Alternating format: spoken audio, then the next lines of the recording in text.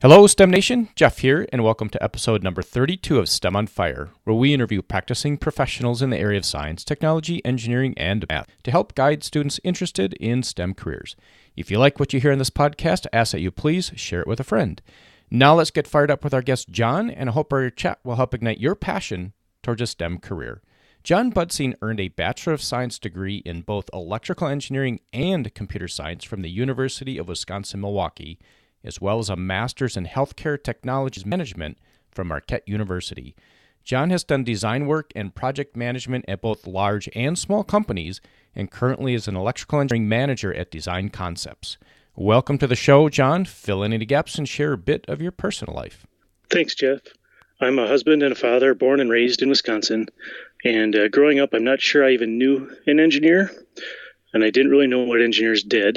And of course, this was all pre-internet. The library was the only source for information.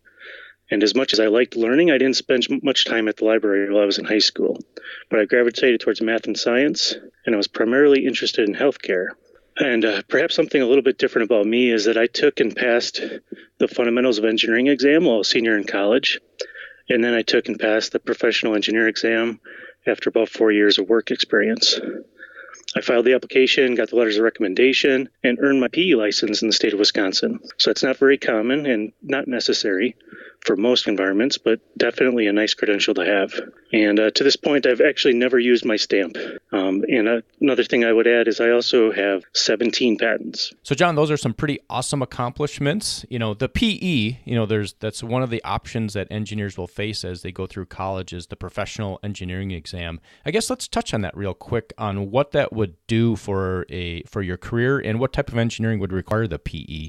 Yeah, from my experience, it's primarily used in the building space in construction, where a PE license is required to sign off on building plans. I think just in general within the electrical engineering field, it adds a level of credential, a level of someone else has recognized your capabilities within the industry. Okay, Jon, thanks for that. And let's dig in here. So you have both a degree in electrical engineering and computer science. And most students will go for electrical engineering, maybe take some computer classes, or they'll go to create the straight computer science route. Could you provide some career opportunities for this type of background, both electrical and computer science, and how they complement each other? Yeah, I think having the two degrees really has allowed me to span the breadth of electrical engineering. So everything from software and computer enterprise systems to low-level embedded systems. I think what it's provided me is the opportunity to see lots of different solutions for a problem and not be limited by my skill set as to what solution I pursue.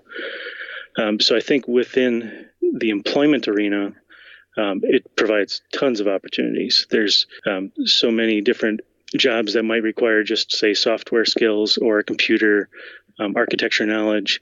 And then there's others, of course, that require electrical engineering skills. So I just feel for me that it's provided a lot of, job stability in the sense that I feel like I have skills that are very marketable.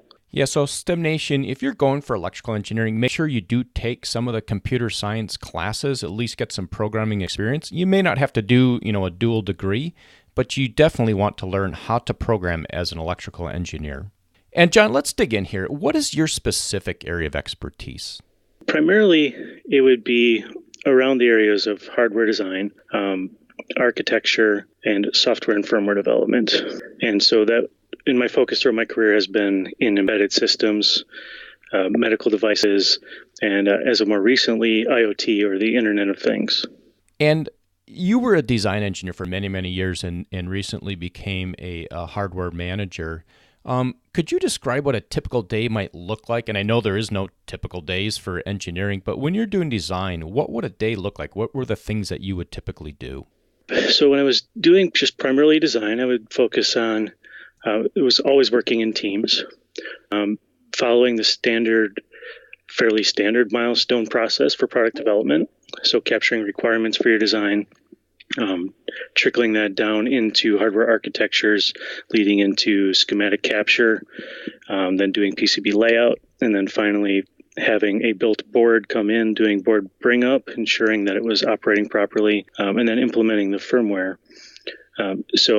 any given day could be any number of tools that would be used for that. It could be electrical CAD tools, or it could be a software development environment. And so you used a couple of terms there like PCB and board and firmware. Could you expand upon what those really mean? Sure. PCB stands for printed circuit board. Some people also say PCA, so printed circuit assembly.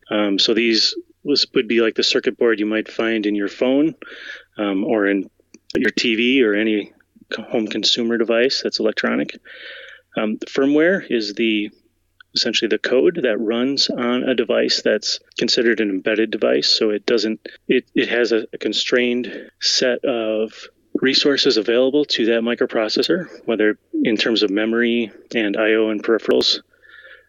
So that tends to be called firmware. And then throughout my career, I've also used firmware to refer to hardware development languages like VHDL used to program FPGAs. Okay, Jon, thanks for that overview. And we're going to go into something that has you really fired up in the area of engineering or STEM in general. Yeah, so for me, it's really two things. It's the IoT, which is the Internet of Things, and it's bioengineering or biological engineering. Biological engineering uses biological systems to solve real-world problems, and there's a lot of activity in this space right now in implantables, surgical instruments, DNA instrumentation, CRISPR, which is a gene editing technique. And a lot of this is leading to the quantified self, precision medicine, and home health. And that's where those two sort of interact, where the Internet of Things and connectivity within the home is intersecting with healthcare. Hey, Jon, could you explain what quantified self means? So say a Fitbit allows you to understand what your heart rate is and your activity level. And that's part of the quantified self. And taking that to the next level, say of monitoring your blood pressure or your glucose levels of your body. And so it's gathering data about your personal health status. And then looking at trends over time, which allows the healthcare industry to then start look at if you have a disease state that needs to be treated, they can target solutions for your particular disease state in your particular body.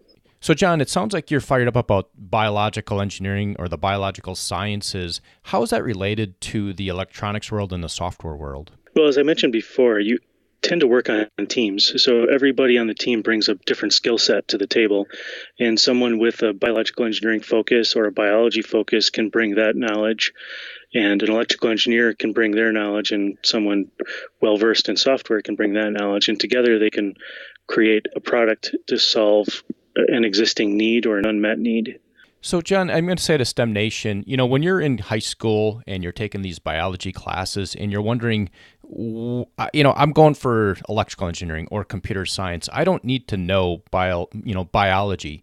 But you never know when that knowledge that you gained along the way is going to come into play. So when you're taking a class, do your best at it. Learn as much as you can, because in the end, I think it's going to be helpful, and you just don't know it yet. Jon, we're going to transition to an aha moment. Could you take us to a moment in time where you've had an incredible aha moment and how you turn that aha moment into success? Sure. So this answer may not be exactly what you're going after. So it's not really the moment you're after. But I think that the realization that if you're asked to teach someone else something, you learn it so much better. I believe it was the ancient philosopher Seneca that said, well, we teach, we learn. And I agree with this. And I think the best way to understand a concept is to explain it to someone else. And I guess I would add to that, explaining it to multiple someones with very different backgrounds and bodies of knowledge just entrenches you so much more in that information. So I don't know that I had a specific moment in time that I can point to, but somewhere along my path, I discovered this. And so just approaching new learning with this in mind is really powerful. So I've taken that to the next step, and I always assume that when I'm learning something, that if I'm going to have to teach it to someone else, then it just helps me learn that much better. And this is one of the primary reasons I really enjoy mentoring. I'll say from that aha moment from, teaching somebody, what I've realized along the way is I think I'm explaining it 100% and understandable. And when I ask the person, they have no clue what I'm talking about. And that's been aha moments for me, is that when you think you're clear, sometimes you're not clear at all. So you really need to ask for feedback as well to find out if they're really understanding what you're teaching them. So, Jon, we are going to go back to when you were 18 heading off to college. Something that you think would help our STEMers launch into college successfully. What are some things you wish you knew back then? Yeah, for me personally, I would never have listened to the advice anyways. But the advice that I would give is go to class, make use of all the resources available at the college or university that you attend, and focus on learning to gain knowledge rather than learning to take a test. Yeah, you have to understand. We just talked to another person on one of the other podcasts where they talked about, the GPA is important because that's kind of the ticket in, but you really have to understand those concepts because those concepts will build. And if you don't learn to understand, you're going to be in trouble later on in your curriculum or in your career. So, John, you graduated college. You have a couple degrees. You've got a master's degree, and you've been working out in the real world for a while. What are some attributes that you think are needed by STEMers to be successful in the real world? I think it is to be eternally curious. In today's day and age, information is easily accessible and it's everywhere. And if you want to learn something, you can follow multiple paths that are available to you to go learn it. So continuing to be curious, find the next thing that you're curious about and go and learn that. And we are going to take a quick pause to thank our sponsor, Audible, who is offering a free audiobook. You can head over to STEMOnFireBook.com. That's STEMOnFireBook.com to get a free audiobook of your choosing. If you decide to cancel within 30 days, there's no cost and you keep the audiobook. And John, are you ready for the lightning round? I'm on my second cup of coffee, so yeah, I'm ready. All right, here we go. What's the best piece of advice you've ever received? All right, I'm going to cheat on this question and not really answer it. The best piece of advice was not really advice, but it was modeled behavior. I've been really blessed to work for some really great people, and I've seen them utilize empathy in their roles, and they put the individual above the product or the company or the bottom line. They've taken the time to get to know the people that report to them and that they're working for. They take the time to establish a human connection and be empathetic to achieve mutual respect in that relationship. And what is a personal habit that contributes to your success? I'll come back to curiosity. I have an insatiable curiosity, but I also know when to call it quits. When I've learned enough about a subject to solve the problem or carry out the task at hand. Delving too deep can be paralyzing, so knowing when you know enough is critical. And what's your favorite internet resource or phone app and why? First one is the podcast app on my phone. Second is YouTube. There's just so much great content and information on both of those platforms. There's some really wonderful people sharing their knowledge. For example, if you'd like to learn to weld or become a blacksmith, there's YouTube channels dedicated to it. You can find a podcast where someone will share, for example, how they turned a hobby of theirs into a business. Just really great resources. And John, if you had to recommend one book, and I'll let you do two if you want. Instead of a favorite book, I'm going to share a favorite podcast. So other than STEM on Fire, of course. Yeah, of course, yes. Yeah. And this podcast certainly isn't a little-known podcast. It's been around for 16 years, first as a radio program and now as a radio program and a podcast with more than 2 million listeners. And it's Radiolab. And Radiolab describes themselves as a show about curiosity, where sound illuminates ideas and the boundaries blur between science, philosophy, and human experience. It's just great storytelling mixed with interesting science and innovative sound. All right, Radiolab, we'll have that on the show notes. And John, as we wrap up here, can you share a parting piece of guidance for STEM Nation? And then we'll say goodbye. Sure. If there's a career that you're interested in, find someone in that career. Ask if you can job shadow them. So many people would love to share with a young person what it is that they do, and they'd love to help that young person decide if what they do is something that would fit them. Yeah, John, I'm going to say, a mentor. That's kind of a mentor, and we interviewed a gentleman by the name of Murthy, who he recommended his parting piece of guidance was to find a mentor, and he wished he had a mentor back when he was 18 heading off to college so he knew what was important and what was not important. And with that, John, we will say goodbye. Goodbye, Jeff.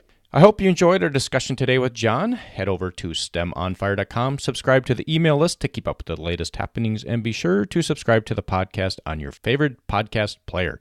And again, if you're getting value, please share it with a friend. Tune in next week where we talk with John, who works for Google X on drones. Until next time, I hope this chat has helped ignite your passion towards a STEM career.